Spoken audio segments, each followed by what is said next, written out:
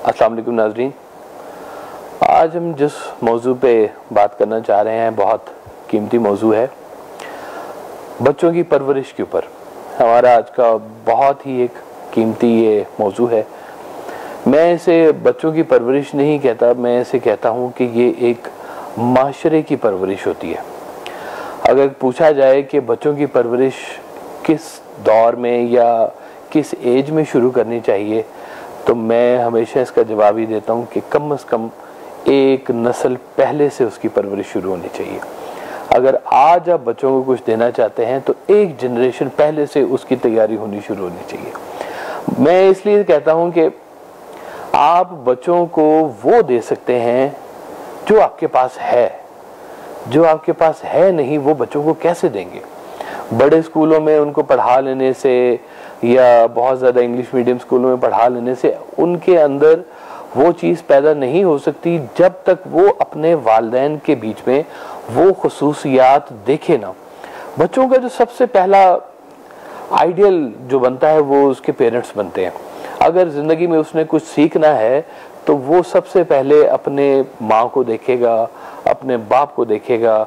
उनको ज़िंदगी में अगर वो लड़ता झगड़ता देखेगा, उसकी नफ्सियात उस तरह से डेवलप होंगी।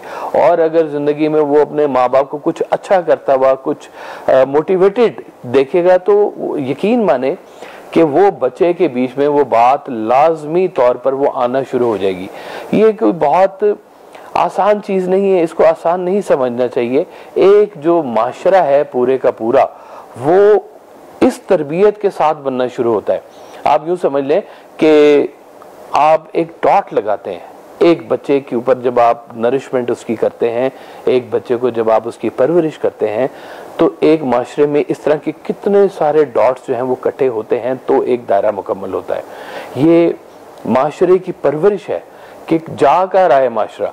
मैं सरकार हज़रत वासिफ अली वासिफ रहमतुल्लाह अलैह ने एक दफ़ा मुझे कहा कि देखो, ऐन मुमकिन है कि ज़िंदगी में जो मेहनत तुमने की है उसका रिज़ल्ट फौरी तौर पे ना मिले, लेकिन ये मुमकिन नहीं है कि उसका जो मेहनत के बगैर तुम्हें उसका फल मिलना शुरू हो जाए। ये एक देखिए मोटिवेशन थी कि जो मुझे दी कि मेहनत इंसान की ज़िंदगी में कितनी ज़रूरी है।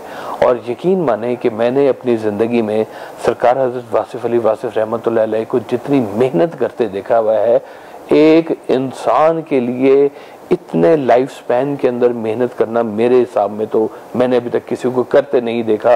कि क्या दिन है, क्या रात है, वो पढ़ भी रहे हैं, वो पढ़ा भी रहे हैं, वो लिख भी रहे हैं, वो महफिल भी कर रहे हैं और औलाद के ऊपर उतनी तवज्जो भी रखी हुई है।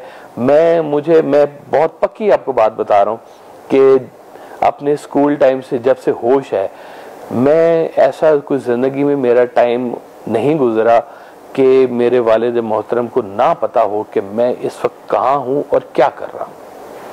इतनी तवज्जो कि उनको पता है कि ये इस वक्त खेलने गया हुआ है, उनको पता है ये फलां दोस्त के पास बैठा हुआ है, जहाँ जाना है टाइम दे के जाना है। और अगर उसमें से 5 मिनट भी मैंने अगर लेट होना है तो आपने गेट के ऊपर खड़े होना है और वो मेरा इंतज़ार कर रहे होते थे। ये चीज़ें जो है बचपन में ही हम अपनी ज़िंदगी में सीखना शुरू कर देते हैं। मैं कभी पूछते हैं मुझसे सरकार हज़रत वासिफ अली वासिफ के बारे में, तो मैं उन्हें कहा करता हूँ कि देखें, मैंने कभी उन्हें ज़िंदगी में झूठ बोलते नहीं देखा। इतना भी नहीं देखा कि जैसे हम बच्चों को छोटे छोटे कोई उनके साथ ट्रिक्स नहीं करते कि जी अच्छा बेटा तुम्हें ये हम ले देंगे चीज़ और उसके बाद हम नहीं लेके देते, या वो जैसे कहते हैं ना बहलाने के लिए कुछ ऐसा हम छोटा छोटा झूठ बोल लेते हैं कि जिससे वो फौरी तौर पर बहल जाते हैं। तो मैंने अपनी ज़िंदगी में ऐसा कोई झूठ भी नहीं उनका देखा कि मैं कहूँ कि वो मैं ज़िंदगी में उन्होंने मुझे बहलाने के लिए ये झूठ बोला था।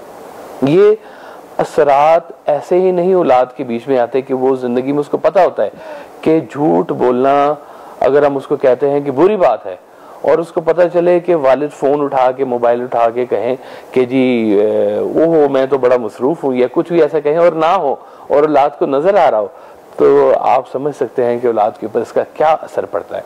ये इखलास का मामला है, और इखलास जो है ये अल्लाह ताला की सिफ़तों में से एक सिफ़त है। और अगर आप वाकई चाहते हैं कि औलाद की तरबियत करना चाहते हैं, तो हज़रत वासिफ़ अली वासिफ़ का एक जुमला बहुत कीमती है, उसे ज़रूर याद रखिएगा कि आपने कहा था कि अपनी औलाद को जदीद तालीम दो ताकि वो रिस्क कमा सके, और उनको इल्म दो कदीम, उनको मज़हब दो कदीम, ताकि वो गुमराह ना हो।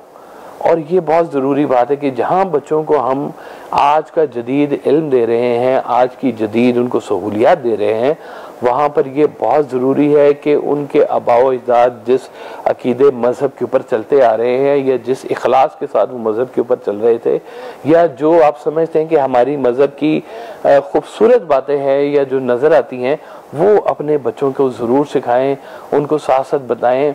वो ऑब्जर्व भी करेंगे और वो देखेंगे भी, और अगर आप उनके साथ सिंसियर होंगे तो वो मानेंगे भी। अल्लाह ताला हमें सही मानों में औलाद की परवरिश करने का जो हक है, जो हमसे अदा नहीं होता, वो हमें वो तरीका भी सिखाए, और वो हमें इखलास दे कि जिस इखलास से हम उन तक ये पुरानी चीज़ें पहुँचाएँ।